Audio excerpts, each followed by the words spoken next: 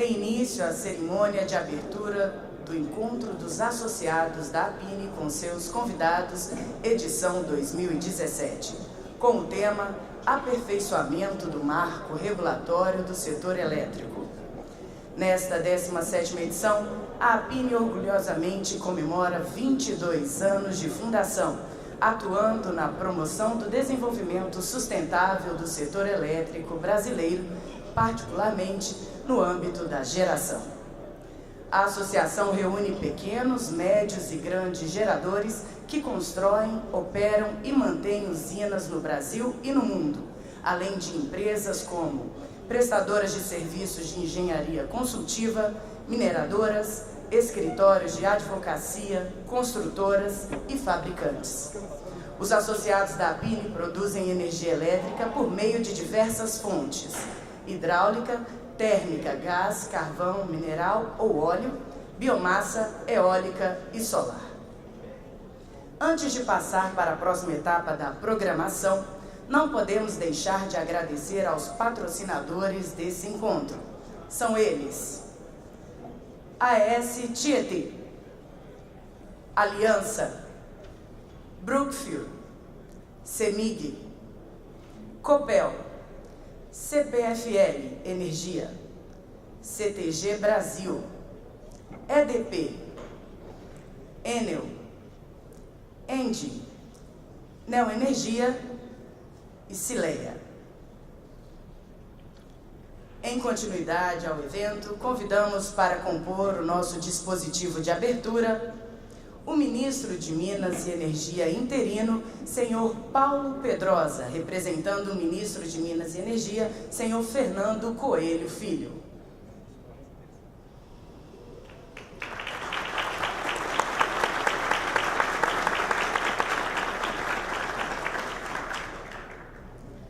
O diretor-geral da Agência Nacional de Energia Elétrica, senhor Romeu Donizete Rufino.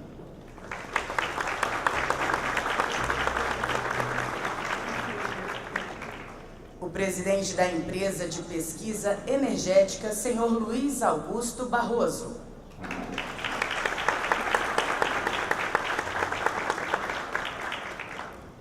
O diretor-geral do Operador Nacional do Sistema Elétrico, senhor Luiz Eduardo Barata.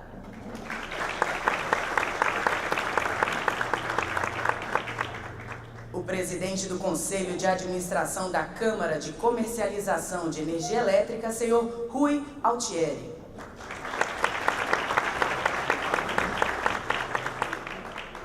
E o presidente do Conselho de Administração da APINE, senhor Guilherme Velho.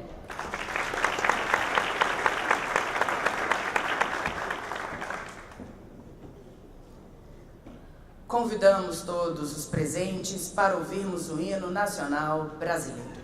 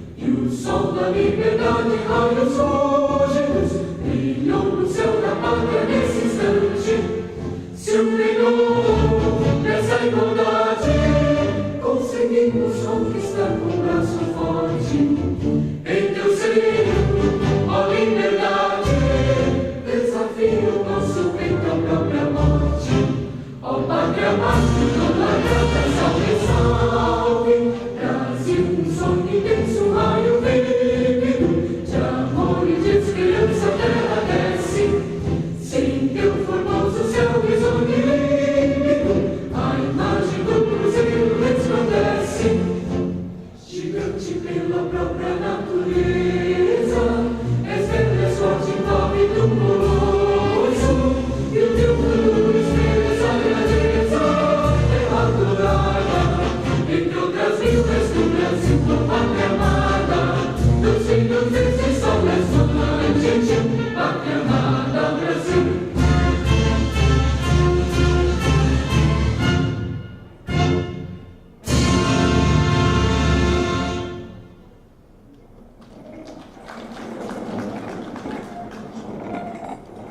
Registramos e agradecemos as presenças dos dirigentes do MME, ANEEL, EPE e ICCE.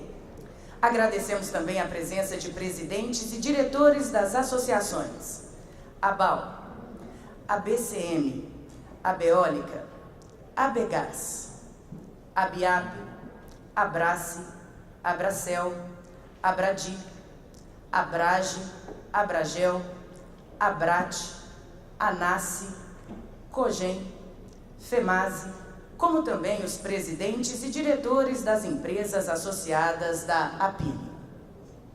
Convidamos agora a todos a assistirem o vídeo institucional da APINE.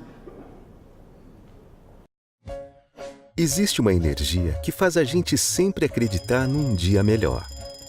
Uma energia que faz milhões de famílias acordarem cedo cheias de esperança. Energia que traz confiança para a economia, que faz empresas investirem, que gera oportunidades e empregos. É essa mesma energia que, desde 1995, faz da Associação Brasileira dos Produtores Independentes de Energia Elétrica, APINE, a instituição que promove o desenvolvimento sustentável da geração de energia do setor elétrico brasileiro.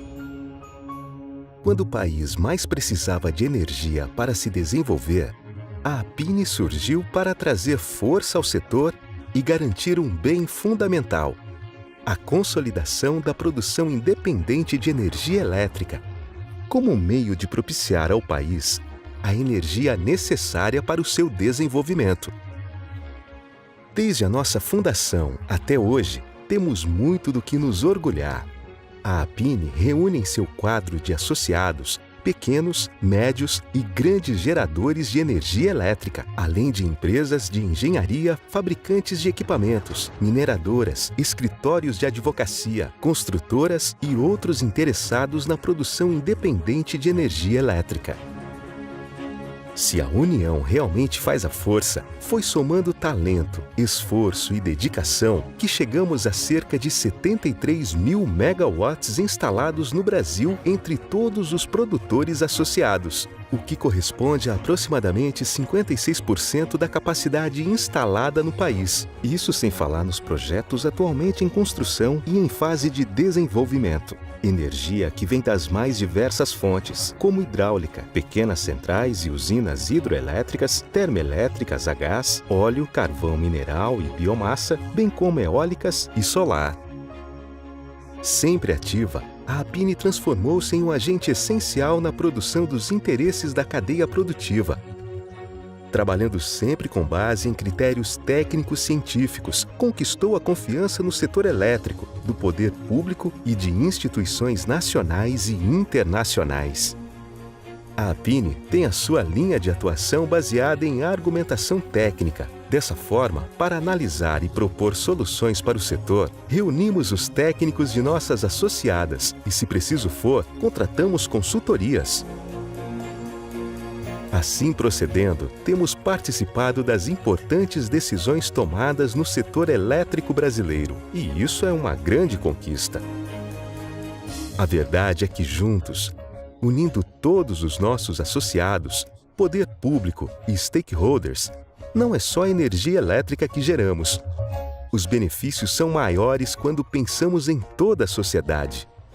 É sempre bom saber que no fim de cada esforço desempenhado por todos nós, sempre vai estar aquilo que mais importa: oferecer qualidade de vida a milhões de famílias brasileiras e colaborar para que o país tenha, através da competitividade no fornecimento de energia, um parque industrial referência em todo o mundo. É isso que nos dá energia para continuar a enfrentar novos desafios.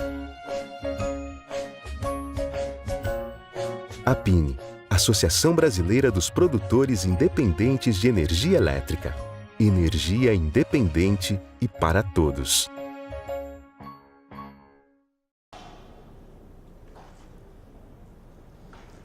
Senhoras e senhores, para sua saudação, o ministro de Minas e Energia interino, senhor Paulo Pedrosa.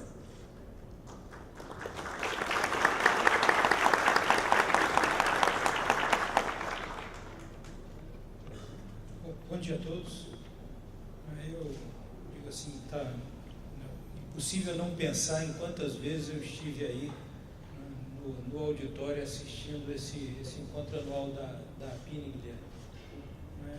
Impossível, no ano passado o Barroso esteve aqui, eu acho que eu estava viajando, não vim, mas é impossível não pensar sobre o que tem acontecido nos últimos anos. Eu daqui a pouco vou falar a fala, assim, principal, longa, que mais me assusta. Nessa abertura eu vou basicamente dizer o seguinte, né? Dificílimo substituir o ministro. Eu tenho repetido, quando isso acontece eu me sinto como quando você viaja, compra entrada para uma peça de teatro ou um musical, né? Chega cedo, senta na cadeira, pega o programa, quando você vê o programa tem um clipezinho com um papelzinho dizendo excepcionalmente hoje, né, o artista principal não veio e será substituído por...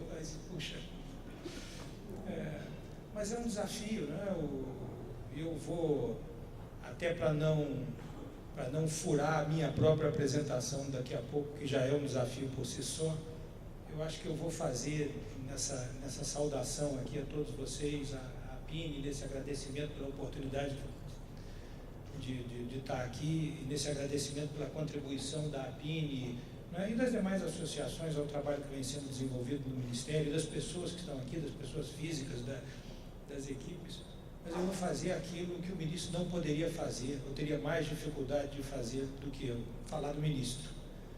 Eu quero, assim, dizer ao setor em meu nome, em nome da equipe, Eduardo está aqui, tantos outros colegas, Bertol ao lado dele, Gabardo ali, né, Suassuna, Pedro, né, mas dizer da nossa satisfação como time, como equipe, Barroso, né, de sermos liderados, e também nas instituições, em formas diferentes de liderança, no ONS, na EPE, na CCE, de uma forma ainda mais diferente, no caso da ANEEL, mas a nossa satisfação com a liderança do ministro, com a oportunidade que ele tem nos dado, né, para tentar fazer aquilo que nós acreditamos. O ministro, nós, semana passada, tivemos duas experiências incríveis, né? Passamos um dia com ele no Congresso, 10 horas e meia ele debateu Eletrobras na Câmara e Senado. Um debate intensíssimo, né, em que os aliados não aparecem, né, e os opositores muito presentes, e com claque, com plateia, com manifestação, numa pressão gigantesca. E depois no Roda Viva, que nós fomos juntos, fomos na viagem, treinando, discutindo, tentando antecipar, e como ele nos surpreendeu, não só na capacidade de liderar esse setor tão incrivelmente complexo, né, mas no empenho e na vontade. O ministro está pronto para o embate. A gente sabe que o nosso desafio é gigantesco, mas eu confio muito que ele construirá, com o suporte técnico da equipe, mas com a liderança dele, as condições para que tudo isso que a gente vem se desafiando a fazer se torne realidade. É claro que o cenário é difícil, é complexo, o tempo é curto, né, mas a gente repete entre nós que, no fundo, as nossas apostas, né, são apostas, né, em relação a um país que se transforma. Na verdade, a política, no fundo, é você atirar num alvo móvel. Você faz o seu disparo, vai fazendo ele agora, enquanto o alvo caminha para atingi-lo no futuro. Então, nós temos muita convicção que a sociedade brasileira está evoluindo, né, que as pessoas estão mudando de opinião, há muito mais compreensão sobre aquilo que precisa ser feito, né, e que nesse timing dos próximos meses, com a recuperação da economia, e com a mudança de percepção das pessoas, assim, aquilo que já evoluiu muito, a última pesquisa, por exemplo, sobre privatização da Eletrobras, deu 52% favorável, 48% contra ou indefinidos. Isso é impensável em relação a pesquisas que poderiam ter sido feitas 2 ou 3 anos atrás. E esse movimento continua, e é um movimento modernizador, é um movimento em que a economia do país se reposiciona, e eu tenho muita confiança que nós vamos perseverar e nós vamos obter resultados naquilo que nós estamos nos propondo, e registro nessa fala de abertura a felicidade minha e da equipe, de ter a liderança do ministro, não só na condução técnica, na condução, na manutenção, na preservação do nosso espírito de grupo e de equipe, trabalhando com alegria, trabalhando nos divertindo, trabalhando brincando, mas trabalhando muito focados naquilo que nós vamos entregar de resultados, com a marca do diálogo, que essa é uma marca que ele trouxe para o setor elétrico também, e que eu acho que nunca mais nós teremos um governo que possa propor uma alteração gigantesca ao setor, como nós estamos fazendo, sem uma audiência pública, sem transparência, sem diálogo, sem receber os agentes. Então, agradeço a todos, muito obrigado pela oportunidade, a APINE, de estar aqui com esse auditório tão especial e selecionado.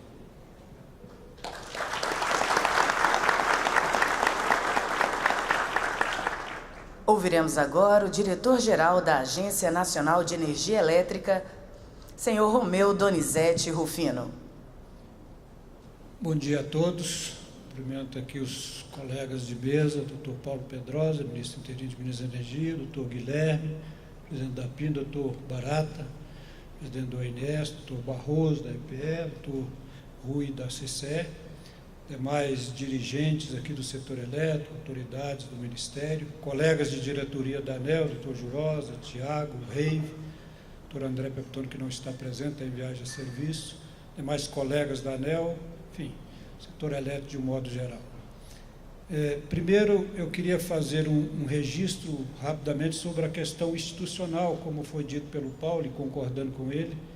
Eu acho que o setor elétrico vive um momento especial, sob o ponto de vista dessa harmonia, dessa coordenação lá do ministro, de que realmente tem feito um trabalho muito importante, de ao tempo de tomar para si a responsabilidade de conduzir a política, a grande gestão do setor elétrico, mas evidentemente respeitando o papel institucional de cada uma das instituições que faz parte da governança do setor elétrico. Como disse o doutor Paulo, a agência em particular, por ser uma agência de Estado, a agência reguladora, evidentemente tendo o seu papel não mais importante, mas diferente em relação às demais instituições que faz parte dessa governança do setor elétrico. E, de fato, o ministro e toda a sua equipe, eu diria que o Paulo, em particular, até por ter sido dirigente da ANEEL por um período, conhece perfeitamente essa questão e tem ajudado muito também em pontuar e respeitar esses espaços de cada uma dessas instituições. Com relação ao aspecto que a APINE aborda nesse 17º encontro, e aí parabenizar a APINE, porque realmente a cada encontro ela tem realmente contribuído de maneira importante para essa reflexão do setor elétrico, e talvez fazendo um voo panorâmico aí da evolução do setor elétrico, muito rapidamente. Eu me lembro lá em 93, com a Lei 8631, que talvez tenha sido o grande momento que houve uma mudança significativa no setor elétrico, até aquele momento um setor basicamente estatal, com uma lógica de gestão, uma estrutura verticalizada, uma presença de Estado muito forte, inclusive sob o ponto de vista financeiro. Portanto, talvez até aquele momento não era um ponto de destaque a preocupação e a gestão do equilíbrio, do desempenho, da sustentabilidade econômico-financeira. E aquele modelo, à época, especialmente baseado numa ideia de remuneração garantida e tarifa pelo custo, e com a inadimplência generalizada no setor elétrico, levou a uma posição de insustentabilidade. E aí veio a lei mudando esses dois parâmetros, em especial retirando a remuneração garantida e essa lógica de tarifa pelo custo, e com um custo para o contribuinte brasileiro, por intermédio do Tesouro Nacional, da ordem de 28 bilhões de dólares. Foi o que teve naquela oportunidade que cobriu o Tesouro da chamada conta de resultados a compensar. Certamente não foi uma mudança completa do modelo do setor elétrico, mas foi um passo importante. Na sequência veio o RECEB, que certamente muitos dos que aqui estão participaram ativamente, aí foi um repensar muito mais profundo do setor elétrico, e aí mudança do desenho institucional do setor elétrico, uma mudança importante também de preparar o setor para um movimento que veio na sequência, que foi a privatização e a desverticalização da indústria de energia elétrica. Isso foi uma mudança muito profunda, mas ressalto, eu acho que muito bem pensada, debatida, discutida, a exaustão. Por isso que, no meu modo de ver, deu certo. Bem, na sequência, eu acho que teve alguns desafios, né, a dificuldade que tivemos lá do abastecimento, 2000, 2001, olha aqui para o doutor Zé Mário Abdo, que viveu intensamente, entre outros, né, mas o doutor Zé Mário à frente da ANEEL naquela época, um extraordinário desafio de lidar com aquela situação, e isso certamente trouxe um aprendizado, uma reflexão, que foi, será que aquele modelo ainda carecia de algum aperfeiçoamento? Será que a expansão estava, de uma certa forma, assegurada? Será que a sustentabilidade do suporte financeiro, da cadeia da sustentabilidade econômica financeira estava de maneira adequadamente retratada no modelo? Na minha compreensão, veio na sequência, em 2002, 2003, uma reformulação, uma complementação, um aperfeiçoamento importante. Há quem discorda, mas na minha visão, pelo menos sobre dois aspectos muito relevantes, que foi essa questão da expansão, o modelo de comercialização e a sustentabilidade da expansão do setor elétrico. Bem, na sequência, a partir daquele ano 2000 também, um movimento importante no sentido de ampliar e diversificar a matriz energética. Claro que naquela oportunidade, grande dificuldade de lidar com aquela crise hídrica, que nós tínhamos uma dependência quase que absoluta da geração hidrelétrica. Na sequência, essa matriz foi diversificada, de sorte que aquela passagem lá pela Lei 10.848, no meu modo de ver também, agregou um aperfeiçoamento importante.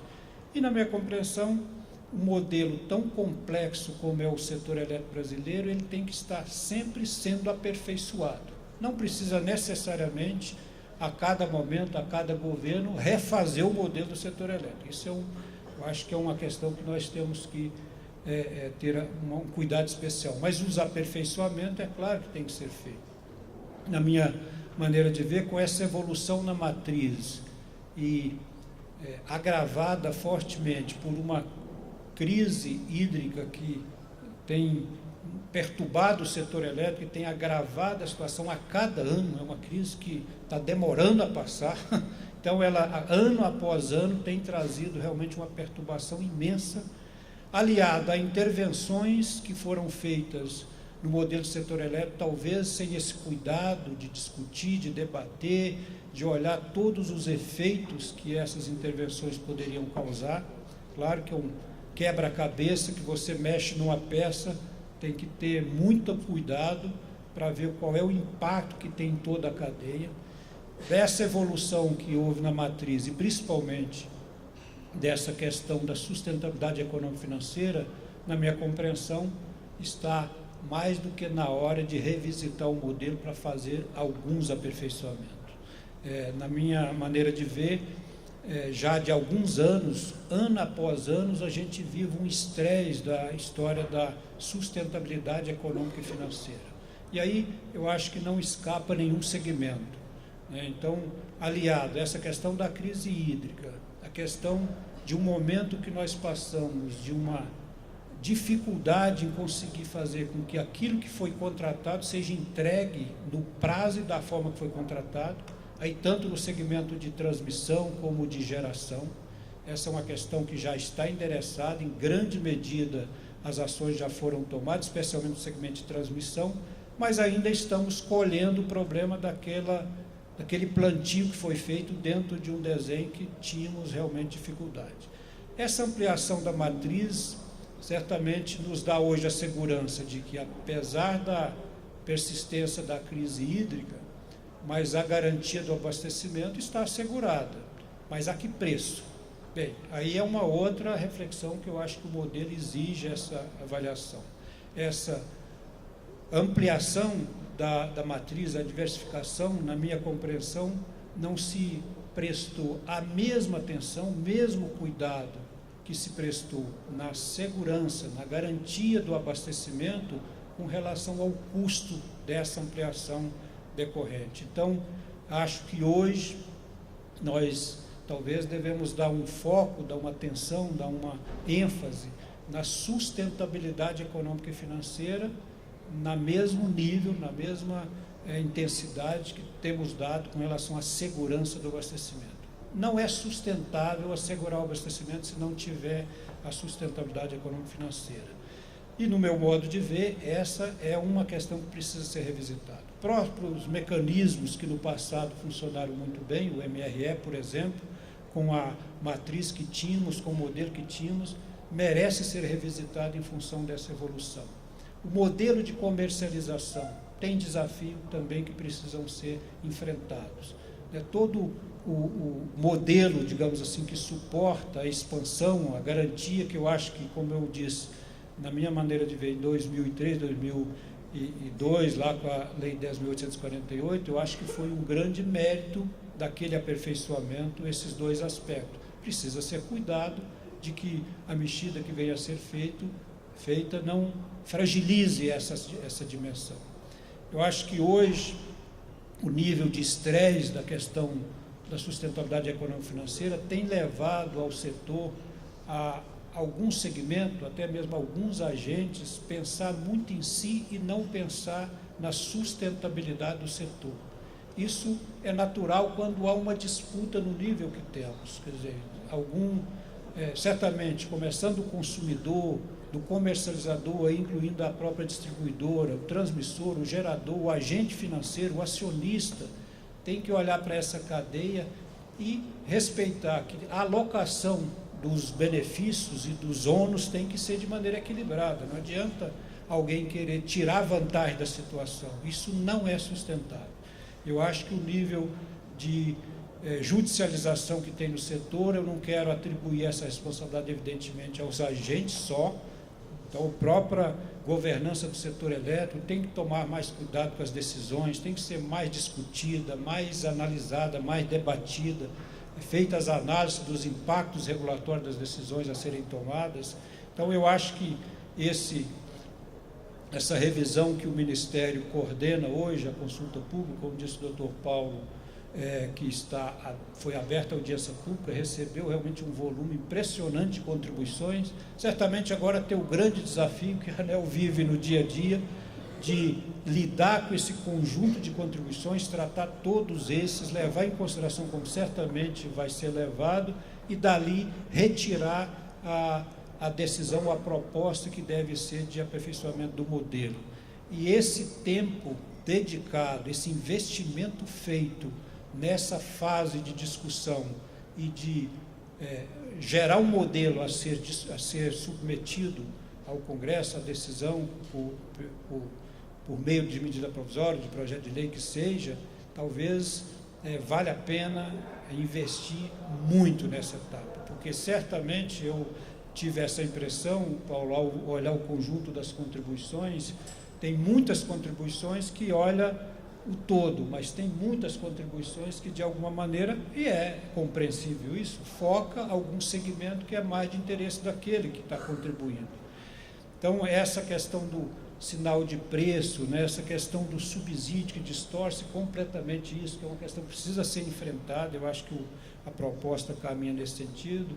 Portanto, a comercialização, rever essa questão da sustentabilidade econômica e financeira, eu acho que esse é o grande desafio que certamente nós temos que dedicar o nosso melhor esforço. É isso. Obrigado.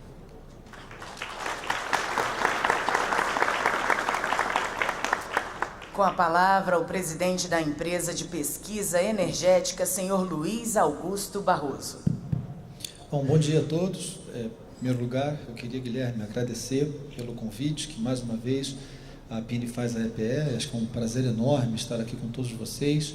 Eu fico muito feliz em vendo a quantidade de companheiros aqui do setor de batalha da vida, como também os novos companheiros do Ministério, pessoas que têm formado um time, eu acho, muito bom, muito coeso. Vejo aqui o secretário Eduardo, o Moacir, Paulo Gabardo e outros colegas também. É muito importante, eu acho, para mim, relatar isso para todos vocês. E também dizer que, Guilherme, eu me senti muito honrado quando há um ano você me convidou para fazer uma apresentação aqui sobre exatamente esse tema, aperfeiçoamento do modelo setorial, e eu aceitei o desafio. Eu tinha aproximadamente um mês de EPE e fiz uma apresentação muito reflexiva com todos, com muitas ideias e pautando, na verdade, um caminho que é o caminho que a gente acabou, depois de uma forma até descentralizadamente entre todas aqui nas instituições, convergindo para a condução dos aperfeiçoamentos, que foi a comunicação, foi o diálogo e foi um conjunto de medidas baseados nos princípios técnicos, eu acho, e com racionalidade econômica. Então, voltando a um ano, mais ou menos, né, quando eu estive aqui, agora que eu lembrei, quando eu estive aqui, foi o dia do aniversário do Eduardo. Lembra, Eduardo? Até a gente cantou parabéns para você, né? Exatamente, eu estou lembrando. Então, há um ano, quer dizer, basicamente o que a gente via, né, para frente, que eu particularmente vejo muito, eu acho que a gente tem um setor que vai evoluir muito rapidamente para novas tecnologias, por uma questão de aperfeiçoamento tecnológico, onde as renováveis vão liderar esse processo, vão liderar esse caminho, onde a gente vai precisar de geração complementar para justamente manter a matriz com o grau de confiabilidade necessário, mas a gente vai evoluir o setor como um todo para um ambiente dinâmico, que a gente precisa ter uma visão de longo prazo, com responsabilidades bem definidas e adaptada a novas tecnologias. Então, esse foi o grande recado que foi passado na apresentação que eu fiz há exatamente um ano, quando, inclusive, eu trouxe algumas propostas concretas e medidas concretas que acabaram sendo um pouco de um avant-première, e depois uma linha de raciocínio que a gente, descentralizadamente aqui, acabou seguindo. E aí, nesse processo, eu acho que nós temos talvez 3 ações que são importantes pontuar aqui nessa minha curta fala. Primeira, eu acho que foi a consulta pública, e todos os temas acho que o Paulo vai acabar falando durante a sua própria fala, foi a consulta pública 32, que pauta os princípios de atuação, eu acho, no próprio Ministério, instituições vinculadas, no setor, ali tem 10 princípios. A gente gosta muito, eu particularmente, do princípio número 7, que é o princípio da coerência, principalmente porque nós somos pessoas muito coerentes. Eu acho que todos vocês, aqui no meu caso, me conhecem há muito tempo, e o que eu tenho falado nesse meu período de governo é exatamente o que eu falava no meu período antes do governo. Então, eu sou talvez a pessoa mais previsível que o setor elétrico tenha, pelo esse princípio da coerência. Eu acho que o Paulo segue muito também esse caminho. Então, a gente tem na coerência algo que pauta muito as nossas ações e foi, vamos dizer, o cerne da consulta pública 33. E na consulta pública 33, algo sobre o qual o Paulo vai falar também um pouquinho, eu acho que aqui eu queria trazer para todos a informação de que nós colocamos para a consulta pública o melhor documento que a gente tinha naquele momento. E é um documento que, é claro que ele necessitava de muitos aperfeiçoamentos, um documento que, é claro, que pecou em muitos pontos de não precisar alguns marcos que seriam fundamentais, questões de transição, questões de concatenação, mas foi para isso que a consulta pública foi muito útil. Nós temos hoje um volume de contribuições que permite justamente identificar quais são os caminhos a seguir nesse processo. Mas a tônica do processo de aperfeiçoamento, eu acho que é a tônica de trazer, eu fiquei pensando como é que eu poderia definir todo o aperfeiçoamento, o que o setor elétrico precisa, em uma palavra. E eu acho que essa palavra ela se chama informação.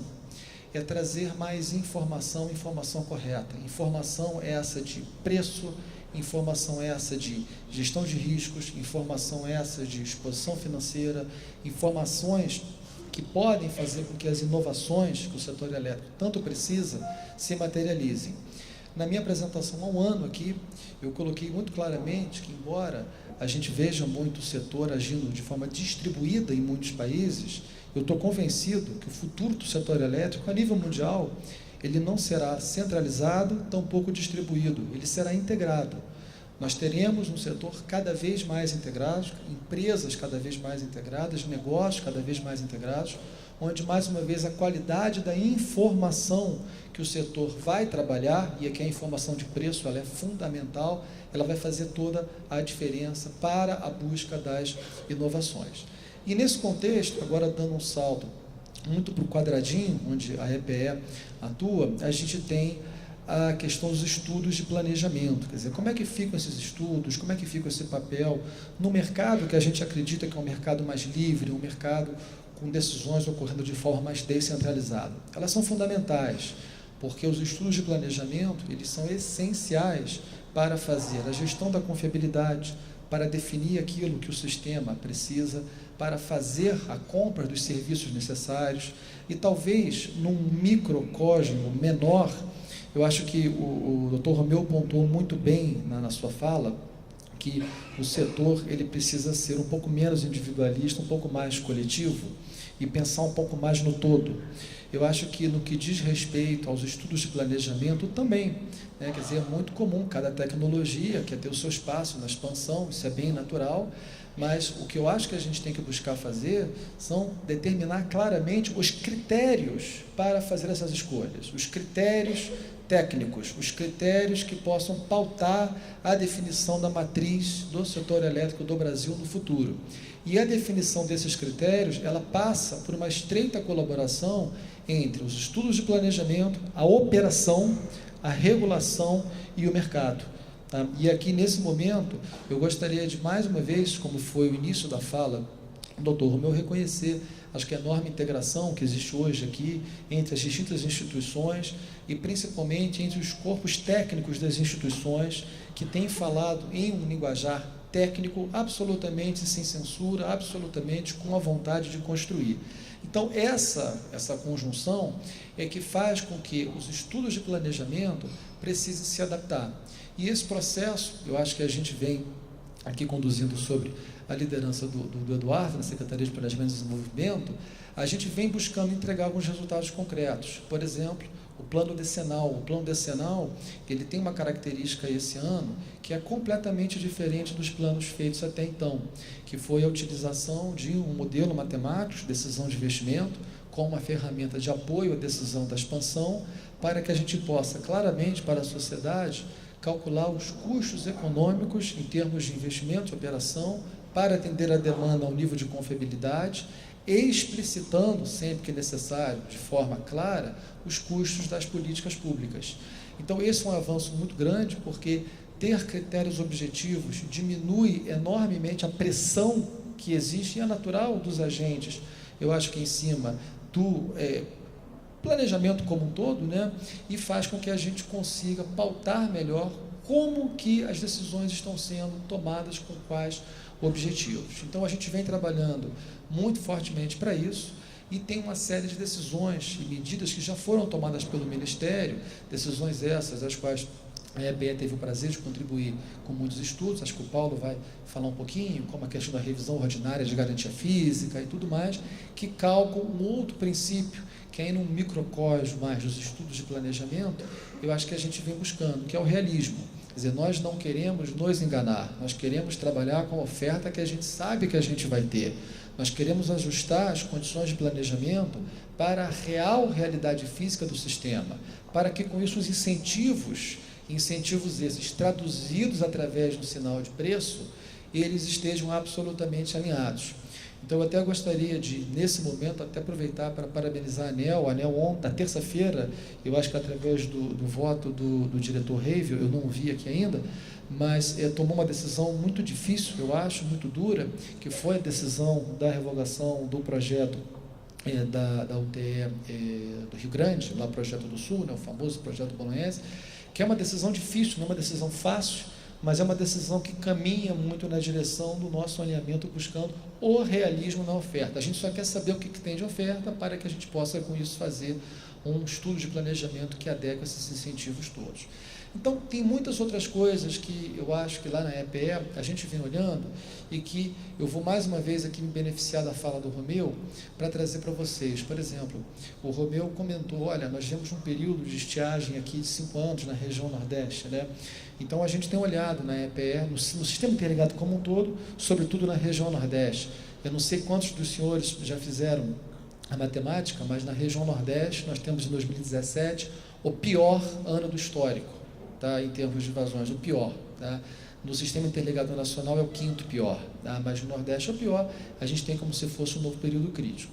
E a gente vem analisando se esses fatores eles são estruturais, se existe de fato uma mudança estrutural, porque em existindo, não há dúvida, os estudos de planejamento vão atuar para justamente garantir que a matriz consiga atender a demanda com níveis de confiabilidade e custos razoáveis. Essa discussão também da hidrologia, assim como a discussão da garantia física e a discussão que foi colocada no plano decenal com a sua construção para o modelo de decisão de investimento, traz à tona um outro tema, que também é desagradável, mas que a gente tem que encarar em algum momento daqui para frente, que é o tema do critério de suprimento. Tá?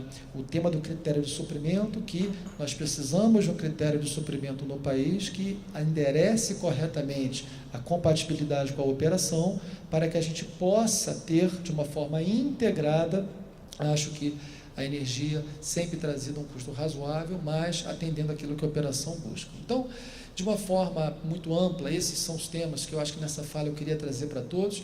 Eu não queria deixar de terminar, antes de mais nada, agradecendo. Eu vou fazer os meus agradecimentos no final e não no início, mas eu queria, em primeiro lugar, agradecer, eu acho que a todo o time que está aqui do Ministério, eu acho que Paulo, na sua figura como ministro, e eu queria agradecer a confiança, eu queria dizer que para mim tem sido um prazer e um aprendizado muito grande, eu acho que é um exercício de humildade.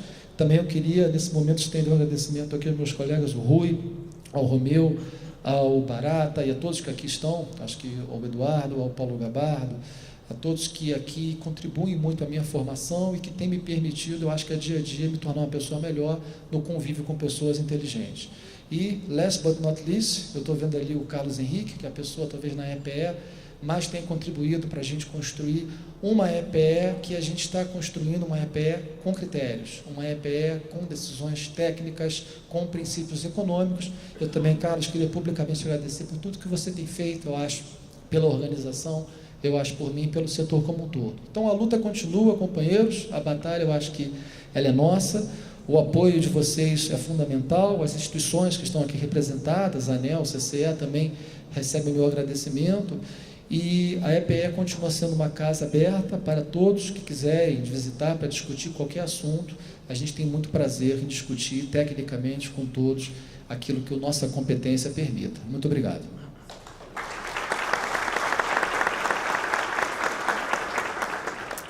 Ouviremos agora o diretor-geral do Operador Nacional do Sistema Elétrico, senhor Luiz Eduardo Barata.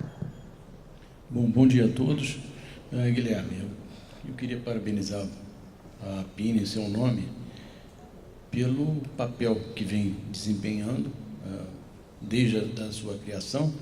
E esse encontro, né, que nós temos hoje, o encontro dos associados da PIN com seus convidados, entrou efetivamente no calendário do setor elétrico brasileiro. É importante porque nós temos a oportunidade aqui de, como já foi manifestado pelos que me antecederam, que hoje o setor enfrenta problemas sérios, problemas grandes, problemas complexos, mas eu diria que eu não me lembro, não me recordo de nenhum outro momento ter visto o setor tão unido na busca de solução para os seus problemas. Muito se falou sobre a integração, e essa integração é fato. Eu queria, Paulo, fazer um comentário. Tão logo o ministro Fernando Coelho assumiu, ele me chamou para conversar, e eu quero aqui dar meu depoimento também, porque eu fiquei extremamente bem impressionado, e essa impressão tem aumentado ao longo do tempo, porque o ministro, ele é político, e ele é um político muito jovem, e é um homem que tem escutado. Ele tem escutado, ele não tem dado soluções, ao contrário, ele tem ouvido e tem conseguido unir o grupo e integrar a equipe. Então, essa equipe que hoje trabalha pelo setor, e trabalha pelo setor ouvindo as associações, ouvindo os agentes. Eu, da minha parte, quero, não vou nem parafrasear uma pessoa, mas deixando a modéstia de lado, eu sempre procurei ouvir. Acho que se eu tenho alguma qualidade, uma delas é essa, ouvir. Sempre trabalhei, eu trabalho há mais de 40 anos no setor, e sempre escutei. Mais recentemente, nesses últimos quase 20 anos, tenho atuado nas instituições setoriais. Trabalhei no ONS, a minha terceira passagem pelo ONS, tive 2 vezes na Câmara de Comercialização e também no Ministério, e todas essas etapas da minha vida profissional eu trabalhei de forma integrada e ouvindo, porque eu acredito verdadeiramente que a solução, quando ela é discutida e quando ela é debatida, ela é de muito melhor qualidade. Então, nesse momento agora, né, em que nós assumimos, e eu tenho absoluta convicção, que há diferenças de visões, diferenças de opiniões e de soluções para o setor, acho que há uma absoluta unanimidade de que é necessário modificar, é necessário mudar, é necessário aprimorar. O Romeu fez uma descrição muito precisa e de muito boa qualidade da nossa trajetória desde o início da década de 90, quando nós enfrentamos a crise econômica e que tivemos lá com a lei Eliseu Rezende, foi o primeiro passo para a mudança. E depois com o RECEB e a reforma de 2004. Nesse momento, eu acho que as mudanças elas são inadiáveis, porque de 2004 para cá, o modelo que hoje traz os marcos do setor, ele foi paulatinamente sendo alterado, sempre com boas intenções, sempre procurando resolver um ou outro problema, mas nós nunca fizemos, ao longo desses últimos 13 anos, uma análise global do que se mexer num ponto afeta os outros pontos. E como é um sistema fechado, é óbvio, é natural que ao mexer num ponto você afete os outros. Então, nesse momento agora, eu acho que é imprescindível que nós olhemos o todo, né? Todos os aspectos, todos os elementos da cadeia, desde a geração até a comercialização. Porque os problemas eles vêm se acumulando. Nos últimos 3, 4 anos, o setor passou por problemas gravíssimos. Nós, em 2014, tivemos que contratar empréstimos de mais de 30 bilhões de reais. Em 2015, tivemos que nos defrontar com os problemas do GSF, que estão até hoje por serem integralmente resolvidos. As empresas todas reclamam da redução do seu equilíbrio econômico-financeiro e da sua sustentabilidade. Então, isso mostra que é preciso, com os pés no chão, enfrentar esses problemas e olhá-los de forma global e não separadamente ou por segmento. No nosso caso brasileiro, e a gente tem tido a oportunidade de conviver com alguns sistemas ao redor do mundo, nossos problemas são até mais difíceis de resolver, porque se nos outros países buscou-se, as instituições elas são mais integradas, nós no Brasil, nós optamos para ter na governança do setor várias instituições que repartem suas responsabilidades.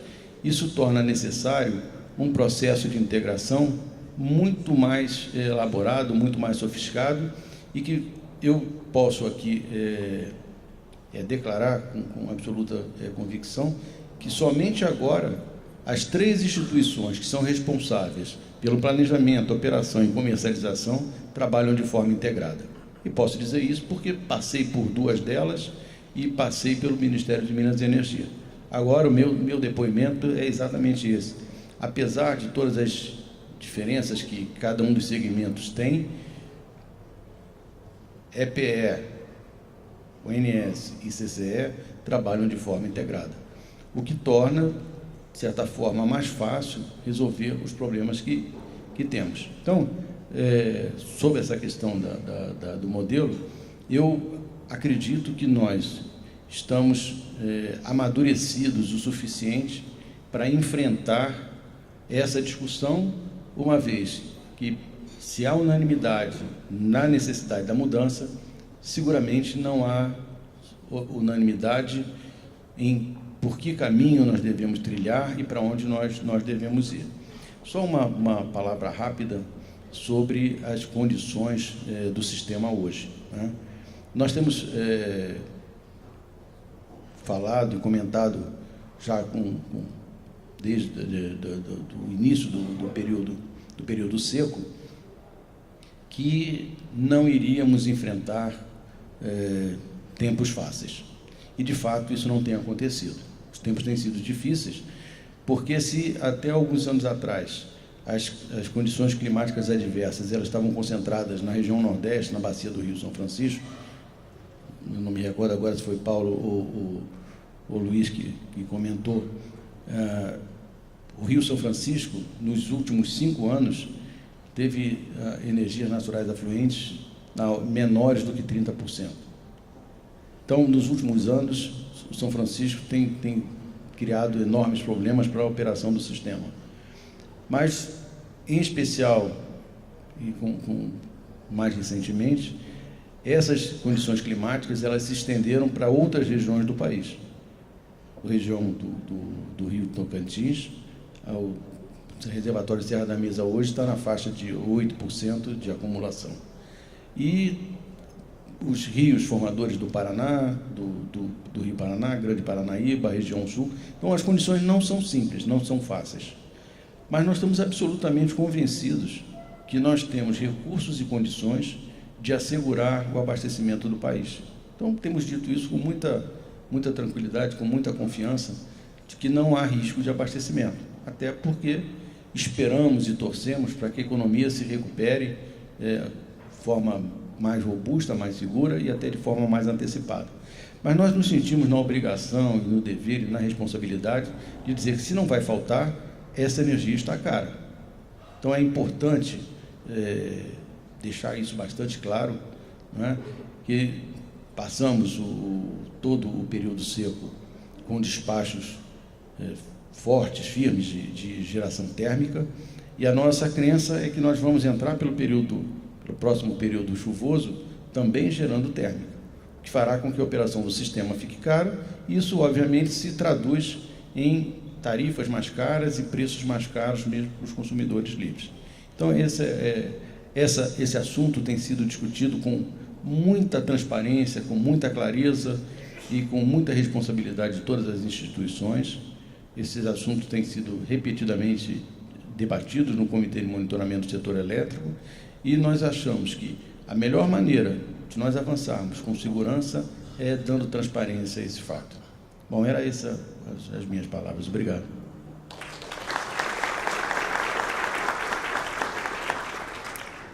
Fará uso da palavra o presidente do Conselho de Administração da Câmara de Comercialização de Energia Elétrica, senhor Rui Altieri. Bom dia a todos. Queria agradecer o convite da PINE e cumprimentar meus colegas aqui, Paulo Pedrosa, representando o ministro, secretário executivo, representando o ministro, doutor Romeu Fino, diretor-geral, Barroso, da EPE, Barata, do ONS. Agradecer, viu, Guilherme, o convite, é um prazer estar aqui. Estamos acompanhados de 2 conselheiros da CCE, o Roberto Castro e a Thalita. Parabenizar na figura do Regis e também na sua a habilidade de reunir uma plateia qualificada. Até brincava com o Romeu agora há pouco. Se em quantidade não tem, mas em qualidade 100% do PIB do setor elétrico está representado aqui hoje. Viu? Regis, você está de parabéns pelo seu carisma, sua habilidade em reunir as pessoas. Parabéns mesmo. Como eu sou o último a falar, resta muito pouco. Eu vou tentar comentar algumas falas que foram ditas aqui, começando pela do Paulo Pedrosa, que falou muito do diálogo, da consulta pública. Realmente, Paulo, eu já falei em outras oportunidades, o Ministério está de parabéns pela iniciativa. Nunca tínhamos visto uma consulta pública tão ampla. Temos trabalhado com vocês, tentando ajudar. Reunimos lá na CCE, em 2 eventos, uma quantidade enorme de agentes para debater realmente e para contribuir na evolução do marco do setor elétrico. Realmente agora, como o Romeu falou, resta a parte mais difícil, que é analisar verdadeiramente todas as contribuições, tentar separar aquilo que é interesse particular para tratar como interesse do setor. Né? O setor está passando, como foi dito, por momentos muito difíceis. Tá? Nós, na CCE, junto com o Barroso, na EPE e o Barata, temos tentado alinhar, escutar bastante as opiniões dos agentes, tentar formar opiniões, alimentar o Ministério e a ANEEL com essas percepções que nós recebemos dos agentes, que elas são valiosas, são importantes, mas, como o Romeu falou, o ponto fundamental que tem nos afetado bastante na CCE é a sustentabilidade econômico-financeira. É do conhecimento dos senhores que cerca de 60% da nossa contabilização mensal está retida por força de liminares judiciais. Isso é muito ruim, são valores da ordem de 3 bilhões que tem que ter uma solução, e essa solução tem que ser negociada. Nós estamos vivendo momentos extraordinários e soluções convencionais não irão resolver a questão. Alguns colegas meus dizem: poxa, você está passando por momentos tão ruins na CCE. Não acho que eles sejam ruins, não. Acho que eles são difíceis, desafiadores, mas tenho convicção que toda a CCE está dando o máximo de si para tentar superar esse momento difícil e de amadurecimento para todo o setor, não só para o mercado, mas para todo o setor. São problemas de toda a monta. Passamos por problemas, como o Barata falou, na distribuição. A geração hidráulica sofreu bastante com a questão do GSF desde 2015. Infelizmente, nós acabamos de concluir um estudo que o ano que vem não vai ser muito diferente, independente da questão da hidrologia. Os geradores hidráulicos terão um rebatimento na sua produção, basicamente em função da retração de mercado. Hoje nós estamos com o mercado do ano de 2014 e contratamos energia para fazer frente a um crescimento da ordem de 3 a 3,5% ao ano. Tem energia, e principalmente energia hidráulica, que entrou com garantia física, que forçosamente rebaixará o nível do GSF no próximo ano. Isto independente de qualquer afluência, que todos nós esperamos que seja a melhor possível, mas qualquer que seja esta afluência, o MRE vai ter em torno de 90% a 92% como valor máximo de geração. Isso é o valor máximo, e ele certamente não acontecerá, como o Barata falou. Por quê? Porque vamos iniciar o período úmido com geração térmica na base. Então, esse valor de 92 não será atingido. Independente disso, nós temos convicção que vamos sair melhor dessa situação ao longo desse período. O Barata falou que o Nordeste está passando por momentos de crise. Está passando, mas vai continuar, e temos que pensar em soluções, como eu falei, fora do padrão. Barroso falou que a EPE está tentando realmente fazer um planejamento, e parabenizo, realmente integração muito boa com a EPE, viu, Barroso? Temos conversado bastante, percepções do planejamento e do mercado, quando alinhadas, formam um planejamento, e a nossa percepção também do que está por vir melhora bastante. Barata, sempre estivemos alinhados, vamos continuar alinhados, divergimos em algumas questões, mas vamos caminhar, e eu acho que o GSF do ano que vem vai dar um refresquinho para a gente, mas não vai ser muito. Guilherme, mais uma vez, parabéns, tá? Agradeço a oportunidade de estar aqui. Sei que vamos debater bastante o aperfeiçoamento do marco regulatório, do marco do setor elétrico, e desejo a todos um bom evento. Obrigado.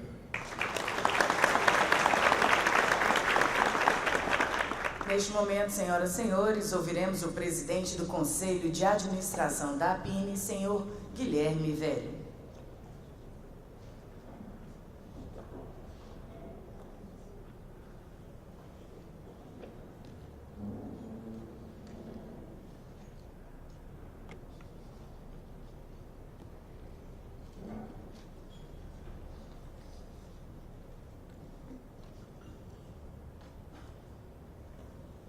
Inicialmente, então, eu queria agradecer a presença de todos que aceitaram o convite para participar desse evento, começando pelo ministro interino, Paulo Pedrosa. Eu diria que é um privilégio e uma honra para a PINE poder ter a palestra de um ministro. É a primeira vez que nós vamos ter, nesses 17 anos de evento, um ministro fazendo a palestra principal do nosso evento. E, muito diversamente, não há frustração nenhuma, porque é um protagonista de primeira grandeza do setor que vai falar aqui para a gente. Estamos ansiosos para ouvir a sua apresentação.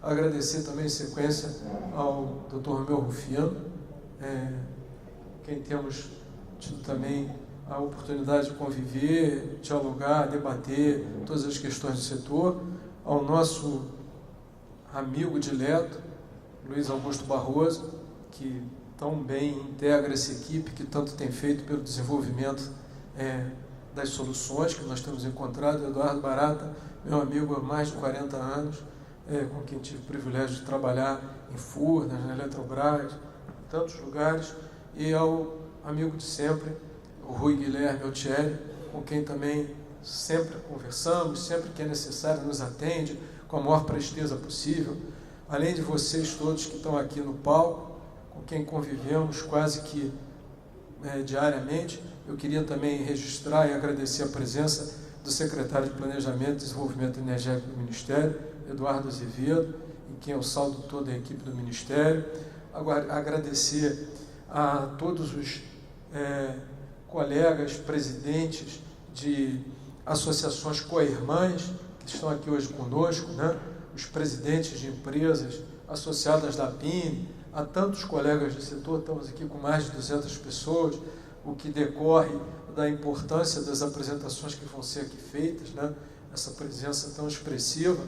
Gostaria também de me permitir fazer a citação nominal de duas pessoas que são particularmente importantes e gratas para a PINE. Primeiro, um dos nossos fundadores, o Dr. Mário Menel, que eu tive a oportunidade, já 25 anos atrás, né, na realidade há 22, 23 anos atrás, em 1995, estar junto com ele na fundação da PINE. Ele foi o nosso fundador, um dos nossos principais fundadores, e também fazer uma referência à presença do nosso presidente vitalício, Luiz Fernando Viana, que durante 10 anos foi presidente da PINE e que para nós vai ser o nosso presidente vitalício sempre, e que hoje foi convidado para um cargo muito relevante, que é o de presidente da empresa que mais gera, da usina que mais gera energia no mundo, que é a usina de Itaipu. Queria também fazer essa referência. Feitas essas referências, eu queria começar dizendo que no início desse ano de 2017, entre janeiro e fevereiro, quando a PINE consolidou o planejamento para o ano de 2017, nós tínhamos escolhido esse tema: aprimoramento do marco regulatório, legal e regulatório do setor elétrico. Foi então para nós uma satisfação verificar a oportunidade dessa escolha quando em julho o Ministério divulgou a CP 33 exatamente sobre essa temática. No que se refere à consulta pública 33, eu acho que o que cabe inicialmente é reconhecer e, vamos dizer assim, parabenizar o MME pela abrangência da medida, né? A medida, quando eu estava até no exterior naquela semana, foi com grande prazer que eu li a medida, não só pela abrangência, pela qualidade, mas também pela forma como os argumentos são desenvolvidos, pela consistência da argumentação, demonstrando por que aquilo deve ser implementado, as correlações entre as diferentes medidas. Foi uma satisfação técnica para mim aquela leitura. Além desse reconhecimento da qualidade, eu queria também reconhecer a forma que vem sendo conduzida essa medida, através do diálogo mais aberto possível com todos os agentes, com todas as associações representativas desses agentes. Então está sendo um processo certamente muito virtuoso e muito rico. A PINE, particularmente, em relação a essa consulta pública, se reuniu durante várias semanas com um debate de mais de uma centena de seus associados, e nós acabamos por contribuir com 14 das 18 questões, das 18 medidas que eram abrangidas dentro da nota técnica número 5.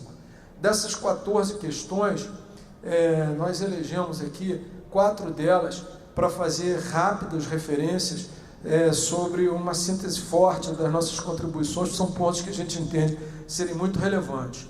Nós elegemos comentar aqui as nossas contribuições sobre 4 questões. A primeira é a redução do acesso ao mercado livre. Nessa questão, nós concordamos fundamentalmente com o cronograma que foi apresentado, aquele cronograma que começa com uma redução de 3 megawatts para 2 megawatts em 2020, né? E também concordamos com uma questão decorrente da abertura do mercado, que é ensejar as distribuidoras a possibilidade de venda de energia sobrecontratada no ACL por decorrência de migração de consumidores. É uma medida decorrente da abertura do mercado que efetivamente tem que ser considerada. E além de concordar com esses pontos, nós acrescemos algumas sugestões. Entre elas eu menciono uma pequena antecipação no início da abertura de 2020 para 2019 e também um movimento síncrono de abertura do mercado especial. Naquele mesmo momento em que a gente vai reduzir o mercado livre, a barreira de acesso ao mercado livre de 3 para 2 megawatts, do mercado especial reduzir de 500 kW para 250 kW. Procedendo dessa maneira, o que nós objetivamos é uma pequena, uma discreta aceleração na abertura do mercado, com essa redução dos limites de acesso ao mercado especial, com os dois convergindo em 2028 para 75 kW. Então, além dessa pequena aceleração no mercado, isso também objetivaria reconhecer a complementação de um período de remuneração dos empreendimentos que foram estruturados, concebidos e implantados visando o mercado especial. Então, esse período de transição em que o mercado especial sobreviveria com algumas compensações que efetivamente tem como epílogo o ano 2028, permitiria uma completude das remunerações esperadas pelos investidores que investiram para esse mercado. Isso são os nossos comentários sobre a abertura do mercado. O segundo ponto que nós escolhemos para nos referir aqui é a questão da separação do lastro e energia, né? Caso esse modelo venha a se viabilizar, né, é um modelo que ainda está em fase de estudo, né, entre os pontos que nós concordamos e sugerimos nessa temática que foi desenvolvida no âmbito da nota técnica 5, nós gostaríamos de mencionar que somos acordes e achamos fundamental a participação de todos os consumidores, não apenas os cativos, mas todos, cativos e livres, nos custos de expansão e nos custos de segurança do sistema. Não é razoável que esses custos recaiam só sobre o mercado cativo, porque além dessa questão da razoabilidade, existe também que isso acaba por implicar num estímulo à migração de consumidores que acabam tentando evitar esse tipo de custos. Então, essa responsabilidade de todo o mercado por esses custos de expansão e confiabilidade é fundamental. Outra questão é a valoração do lastro, né? Através do adequado reconhecimento dos atributos das fontes. As fontes não contribuem igualmente para o sistema e faz sentido, portanto, que na contratação dos lastros provenientes dessas fontes, esse fator seja reconhecido e lastros eventualmente possam receber remunerações distintas em função da contribuição de cada fonte para o sistema. Outra coisa que é importante, que a gente acha importante preservar, é a contribuição, a contratação da energia nova a longo prazo. Nós sabemos que mesmo com a abertura de mercado preconizada pela nota técnica, pela consulta pública, remanescerá mais de 50%, cerca de 50% do mercado como cativo ao curso do movimento de abertura em 2028. Então ainda existirá cerca de 50% do mercado cativo. Nós entendemos como pertinente e adequado que a contratação de energia nova para esse mercado ainda ocorra a longo prazo, ou seja, pelo menos por 15, 20 anos, por duas razões. A primeira, para preservar o consumidor cativo, que estaria dessa forma menos sujeito a oscilações de preço se não houvesse essa contratação. E uma segunda razão muito importante é para poder melhorar a previsibilidade de parte relevante da receita, que ajudaria a atratividade de capital de risco e a financiabilidade da expansão. Se nós tivermos em mente que o lastro possa significar cerca de um terço da receita e que a energia 2/3, contratando metade dessa energia a prazo mais longo, nós teríamos entre lastro e energia destinada ao mercado cativo cerca de 2/3 da receita, de certa forma, bem previsível. Isso ajudará muito a financiar a expansão e também atrair os investidores em capital de risco. E até eu diria que não seria tão diferente de situações que nós já vivemos agora, onde muitos empreendimentos novos foram construídos com 70% de receita pré-contratada e cerca de 30% de receita para o mercado livre. Não seria dessa forma, portanto, uma solução de continuidade nesses conceitos de financiabilidade do sistema na modalidade Project Finance. Então, esse é um ponto importante para a gente. E, finalmente, sobre essa questão de lastro e energia, a importância da respeito, obviamente que todo mundo tem essa intenção, mas do respeito aos contratos legados. E, nesse caso, implica dizer que esse respeito seria fazer com que todos os geradores e todos os consumidores contratados nesses contratos legais, até o término dos mesmos, não tivessem necessidade de participar do rateio das receitas, no caso dos geradores, e do rateio dos custos, nos casos dos consumidores da conta lastro, uma vez que eles estariam contratados naquela modalidade atualmente existente que consolida lastro e energia. Então, achamos que essas são questões importantes sobre a temática de lastro e energia. Passando para o terceiro ponto, bem rapidamente, a prorrogação de usinas hidrelétricas até 50 megawatts. É importante, nós temos uma quantidade enorme de associados que atuam nessa parte de usinas de pequeno porte, e um pleito muito, vamos dizer assim, relevante da parte deles é a previsibilidade da possibilidade da renovação da outorga. Então, nós gostaríamos que fosse ensejado ao outorgado atual a eles a opção de poder definir se desejaria ou não renovar a sua concessão, no caso a sua autorização, todavia, obviamente, que através do pagamento de uma UBP, e que essa UBP fosse fixada com base em critérios pré-determinados, exatamente para ensejar essa análise a priori da possibilidade de se fazer essa renovação da autorização. Ainda sobre a questão de prorrogação, e aí fugindo a esse limite de 50 megawatts, para qualquer potência, nós recomendamos também nas nossas contribuições, sugerimos que nós passássemos a ter um período de concessão de 50 anos. Parece que seja elevado, excessivo, não é. Nós sabemos que as usinas hidrelétricas, muitas operando hoje em dia, como no primeiro dia, há 120 anos operando, usinas que entraram em 1904, 1908, estão gerando até hoje exatamente o que geravam no seu primeiro dia de operação, que mostra a longevidade desse tipo de fonte. A importância de aumentar esse período para 50 anos seria, entre outras, permitir a redução do preço da energia. Em análise que nós fizemos, nós verificamos que podemos professar preços de energia de 5% a 7% inferiores do que nós professaríamos com prazo de concessão de 30 e 35 anos, né?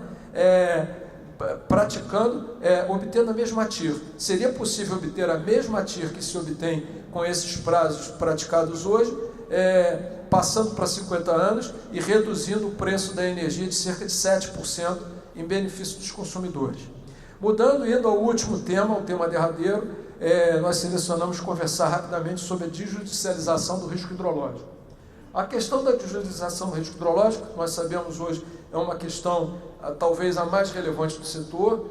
O Rui não se cansa de mencionar essa questão. Nós sabemos que ela é de fato grave, chegou a um montante de cerca de 2,5 bilhões. Isso era uma progressão aritmética com uma razão de 150 milhões de reais por mês, passou para 400 milhões de reais por mês, agora vai para 700. Então a gente sabe a importância de resolver isso. E o empenho de todos que estão aqui presentes, liderado pelo ministro interino Paulo, né, para se encontrar uma solução para essa questão. Nesse sentido, nós estamos de acordo com esse trinômio, com essa tríade de possibilidades de aperfeiçoamento do MRE, porque isso não é nada mais, nada menos do que um aperfeiçoamento do MRE, porque essa judicialização decorreu de problemas do MRE e hoje essa tentativa de resgate desses problemas faz parte da solução que permitirá aos agentes que atuam no ACL optarem por essa repactuação do risco hidrológico no ACL. Esse trinômio é composto basicamente por 3 medidas. A primeira é a retroação do GEFON e da importação de energia por 3 anos, né? Reconhecendo tudo que já está determinado, não só no artigo 2º da Lei 13.260 e depois consignado também na Resolução 764 da ANEEL, em termos de deslocamento causado por GEFON energético, GEFON elétrico, importação de energia. O segundo ponto é a valoração dos efeitos causados sobre os agentes geradores em função dos atrasos de transmissão, que acabaram causando, vamos dizer assim, variações nos critérios de alocação de energia dentro do ambiente do MRE. E o terceiro e último fator desse trinômio, parcela desse trinômio, componente desse trinômio, é a questão também do cronograma com que foram feitos o comissionamento da garantia física dos projetos estruturantes, que teve uma consequência semelhante à que eu me referi em relação ao atraso. Acredito que essas 3 questões possam melhorar bastante a ambiência do MRE, a questão pretérita do MRE. Isso não vai trazer nenhum custo direto para os consumidores, nem tampouco para os outros agentes de geração, uma vez que será consignada o reconhecimento desse valor através de prorrogação de prazo de outorga, e não vai haver, portanto, desembolso de valor financeiro. Isso aí, e depois usando esse arcabouço que está surgindo no contexto dessa judicialização e procurando implementar no MRE de forma permanente o reconhecimento dessas disfunções, ou dessas questões que todos, por consenso, entendem que não é risco hidrológico, que são questões que transcendem o risco hidrológico, exatamente objetivando que não venhamos a ter problemas dessa natureza no futuro. Acredito que a gente vai ter êxito nessa intenção de superar essa questão dos montantes não liquidados na CCR. Bem, feitas essas considerações, só me resta agora agradecer a todos pela atenção e, mais uma vez, reiterar meus agradecimentos a todos que aceitaram o convite para estar hoje aqui conosco. Muito obrigado, então.